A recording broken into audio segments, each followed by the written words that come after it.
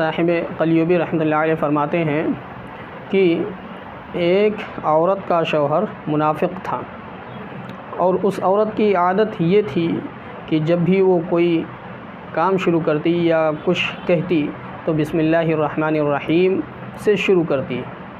اس کے شوہر کو اس کی یہ عادت بہت ہی ناگوار گزرتی تھی، بری اس کو لگتی تھی۔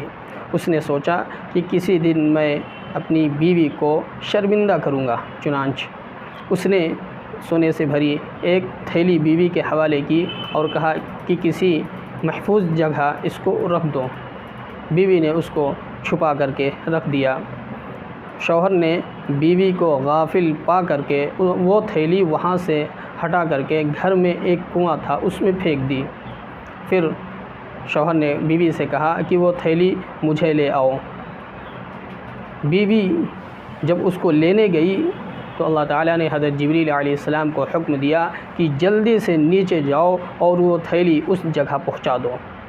جب وہ عورت اس تھیلی کے لیے ہاتھ بڑھائی تو وہ تھیلی وہاں موجود تھی۔ اس نے اس شوہر کو وہ تھیلی دی۔ شوہر کو یہ دیکھ کر کے بہت ہی تعجب ہوا، اور اس نے اللہ تعالیٰ سے سچی توبہ کی اور اللہ تعالیٰ کی طرف رجوع کر لیا۔ یہ ہے بسم اللہ الرحمن الرحیم کی برکت۔